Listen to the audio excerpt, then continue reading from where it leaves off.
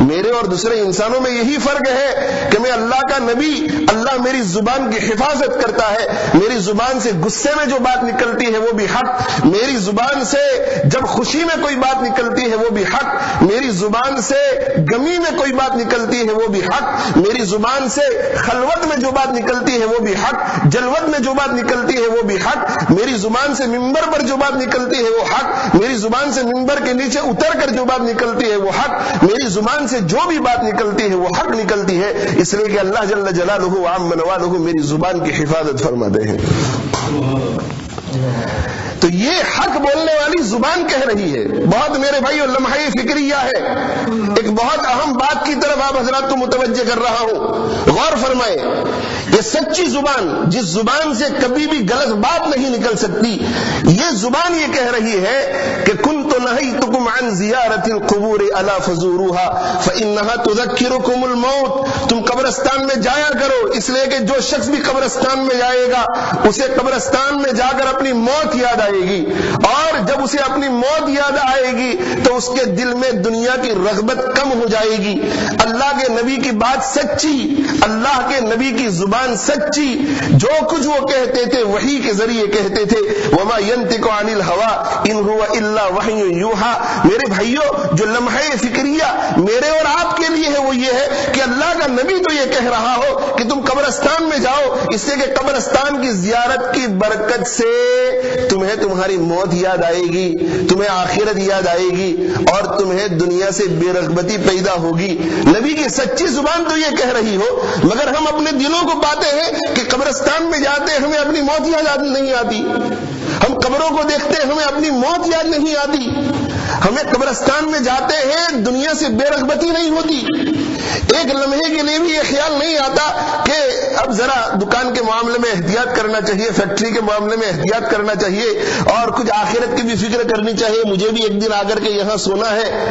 میں یہ عرض کر رہا ہوں کہ اللہ کا نبی تو یہ کہہ رہا ہو کہ جو شخص ابھی قبرستان میں جائے گا اسے اپنی موت یاد آئے گی، دنیا سے اسے بے رغبتی پیدا ہوگی، اس کے باوجود بھی ہم قبرستان جاتے ہیں، ہمیں نہ اپنی موت یاد آتی ہے نہ دنیا سے بے رغبتی پیدا ہوتی ہے، تو ہمارے دل کتنے سخت ہو گئے ہوں گے، ہم کتنے بگڑ گئے ہوں گے کہ اللہ کے نبی صلی اللہ علیہ وسلم نے موت کی یاد کا ایک نسخہ بتایا اور دنیا سے بے رغبتی کا ایک نسخہ بتایا، اس نسخے کو استعمال کرنے کے باوجود بھی قبرستان میں جاتے ہیں ہمیں اپنی موت یاد نہیں آتی، قبرستان میں جاتے ہیں دنیا سے کسی قسم کی بے رغبتی پیدا نہیں ہوتی۔ بہت غور و فکر کی ضرورت ہے میرے بھائیوں، بہت غور و فکر کی ضرورت ہے، بہت غور و فکر کی ضرورت ہے۔ اور یہ موضوع میرے بھائیوں میں نے اس لیے اٹھایا ہے کہ جب ہم جنازوں میں جاتے ہیں، جنازوں میں، تو میں سچ کہتا ہوں میرے بھائیوں، سچ کہتا ہوں، اتنا دل دکھی ہوتا ہے، اتنا دل کو رنج ہوتا ہے، اتنا دل کو غم ہوتا ہے کہ میں آپ کو سچ کہتا ہوں میری کیفیت یہ ہوتی ہے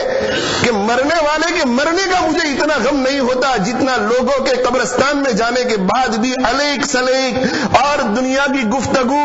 اور ہنسنے مسکرانے کو دیکھ کر غم ہوتا ہے۔ مرنے والے کے مرنے پر اتنا غم نہیں ہوتا جتنا لوگوں کے قبرستان میں جانے کے بعد بھی کھل کھلا کر ہنسنے سے غم ہوتا ہے۔ گھروں میں رہ کر تو ہمیں موت یاد آتی ہی نہیں، لیکن قبرستان میں ہے، سامنے جنازہ ہے، جنازہ اٹھایا جا رہا ہے، جنازے کو دیکھ رہے ہیں، اس کے باوجود ہمارے دلوں میں کسی قسم کا غم پیدا نہیں ہوتا، اس کے باوجود ہمارے دل میں یہ خیال نہیں آتا کہ آج یہ جا رہا ہے کل اسی طرح میں بھی جانے والا ہوں۔ یا صاحبی لا تغترر بتنعم فالعمر ينفد والنعيم يزول اذا حملت على القبور جنازة فاعلم بانك بعدها محمول۔ اے میرے ساتھی لا تغترر بتنعم، جانے والے کے جنازے کو دیکھ کر دھوکے میں مت پڑ، یہ مت سمجھ کہ یہ تو بیمار تھا اس لیے چلا گیا میں تو تندرست ہوں، یہ مت سمجھ کہ یہ بوڑھا تھا اس لیے چلا گیا میں تو جوان ہوں، نہیں، موت تمیز نہیں کرتی جوان اور بوڑھے کے درمیان، موت تمیز نہیں کرتی مالدار اور غریب کے درمیان، موت تمیز نہیں کرتی بیمار اور تندرست برس کے درمیان، موت تمیز نہیں کرتی چھوٹے اور بڑے کے درمیان، موت تمیز نہیں کرتی بادشاہ اور رعیت کے فرد کے درمیان، موت تمیز نہیں کرتی جاہل اور عالم کے درمیان، موت تمیز نہیں کرتی مسلم اور کافر کے درمیان، موت تمیز نہیں کرتی شیخ اور مرید کے درمیان، موت تمیز نہیں کرتی نبی اور امتی کے درمیان۔ موت جب آتی ہے دبوچ لیتی ہے، گردن پکڑ لیتی ہے، بڑے بڑے لوگوں کی گردنوں کو مروڑ دیتی ہے، بڑے بڑے لوگوں کی کمروں کو توڑ دیتی ہے، اور جو کمکموں کے ساتھ اور لائٹ اور بجلیوں میں عیاشی میں رہتے تھے، موت ایک ہی لمحے میں انہیں قبر کے اندر اتار کر گڑھے میں پھینک دیتی ہے۔ اس لیے میرے بھائیوں سوچو جب کسی کا انتقال ہو تو اپنی موت کو سوچو، کسی کا انتقال ہو تو اپنی موت کو سوچو۔ حضرت ابو الدرداء رضی اللہ تعالی عنہ کھڑے تھے، ایک صاحب ان کے پاس آ کر کھڑے ہو گئے، وہاں سے جنازہ گزرنے لگا، ان صاحب نے حضرت ابو الدرداء رضی اللہ تعالی عنہ سے پوچھا کہ کس کا جنازہ ہے؟ حضرت ابو الدرداء رضی اللہ تعالی عنہ نے ارشاد فرمایا کہ تیرا جنازہ ہے، اور اگر تجھے یہ بات ناگوار گزر رہی ہے تو پھر یہ میرا جنازہ ہے۔ کہنے کا مطلب یہ تھا کہ دوسروں کے جنازے کو دیکھ کر اپنے جنازے کی فکر کرو۔ یہ جنازہ جو جا رہا ہے یہ تجھے تنبیہ کر رہا ہے کہ جس طرح یہ جا رہا ہے تو بھی ایک دن جائے گا، یہ بھی تیری طرح اکڑ کر چلنے والا تھا، یہ بھی تیری طرح کبھی بیمار نہ ہونے والا تھا، یہ بھی تیری طرح ایک وقت جوان تھا، یہ بھی تیری طرح ایک وقت عیاشی کی زندگی گزار رہا تھا، یہ بھی ایک وقت محفلوں میں بیٹھ کر کھلکھلا کر ہنس رہا تھا، یہ بھی تیری طرح دنیا میں مشغول تھا اور منہمک تھا۔ آج جس طرح بے حس و حرکت جنازے میں پڑا ہوا ہے اور لوگوں کا محتاج ہے، اور آج جس طرح لوگ اسے 6 گز کے 6 فٹ کے گڑھے میں اتارنے کے لیے جا رہے ہیں، ایک دن تیرے اوپر بھی آنے والا ہے کہ تو بھی اسی طرح جا رہا ہوگا۔ موت آہستہ آ کر یہ بولی، اب چلو ساتھ میرے اے بھائی، حکم رب سے تمہیں لینے آئی، اب چلو ساتھ میرے اے بھائی، جا کے مٹی میں سونا پڑے گا، تکیا بستر بھی مٹی کا ہوگا، کیڑے کھائیں گے لاش تمہاری، اب چلو ساتھ میرے اے بھائی، ساتھ جائے گی نہ مال و دولت، ان کو ہو جائے گی تم سے نفرت، ساتھ جائے گی نیکی برائی، اب چلو ساتھ میرے اے بھائی۔ جانا ہے میرے بھائیوں، آگاہ اپنی موت سے کوئی بشر نہیں، سامان 100 برس کا ہے پل کی خبر نہیں،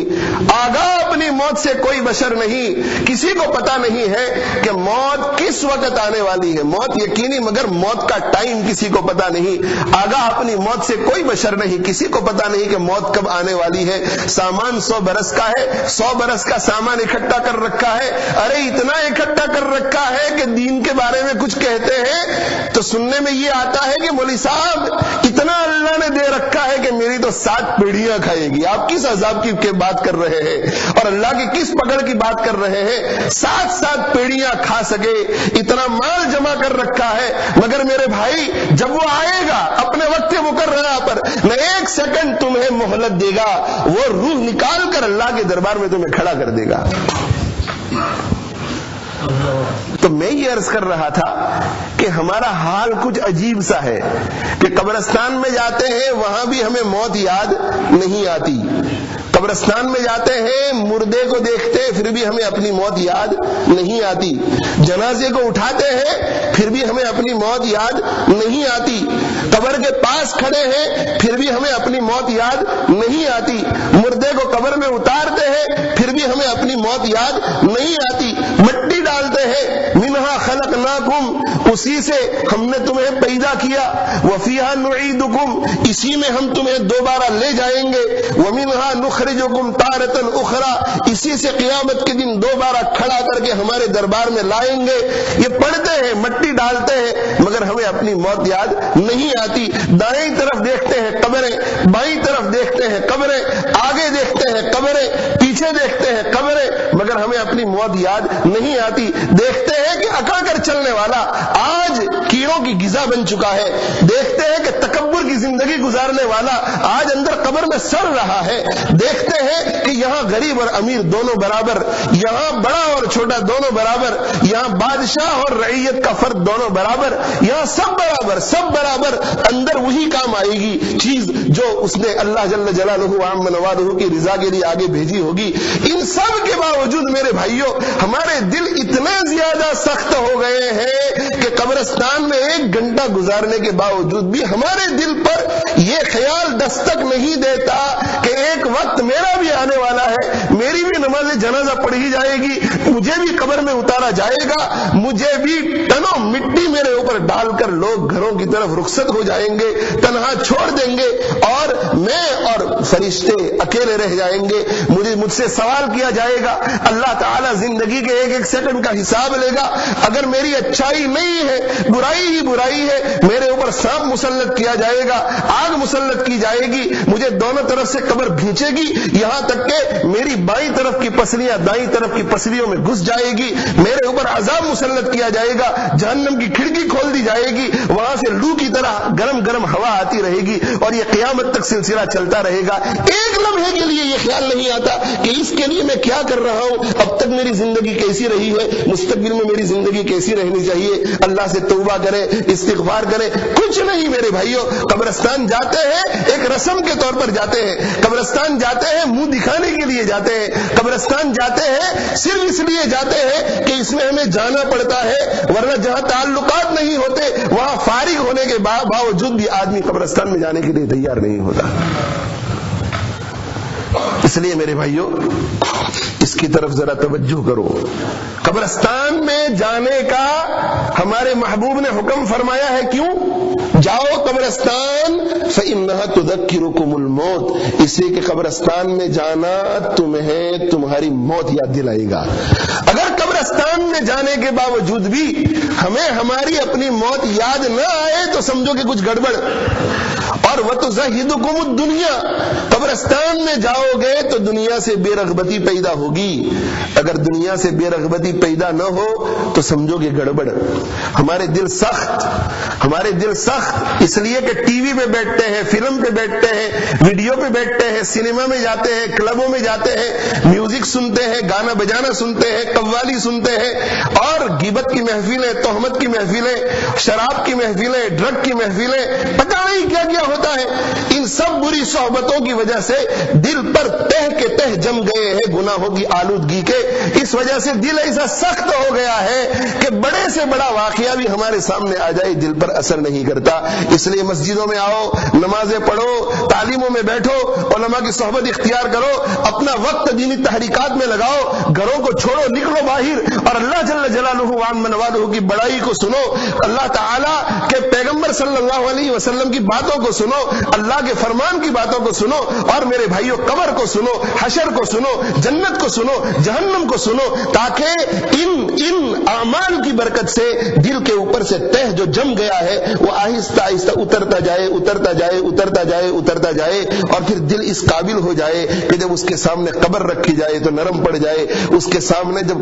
کسی مردے کا ذکر کیا جائے تو نرم پڑ جائے, اس کے سامنے جنازہ آ جائے تو نرم پڑ جائے. اپنے دل کی کیفیت کو بدلنے کی ضرورت ہے. اللہ جل جلالہ عم نوالہ ہم سب کو عمل کی توفیق عطا فرمائے.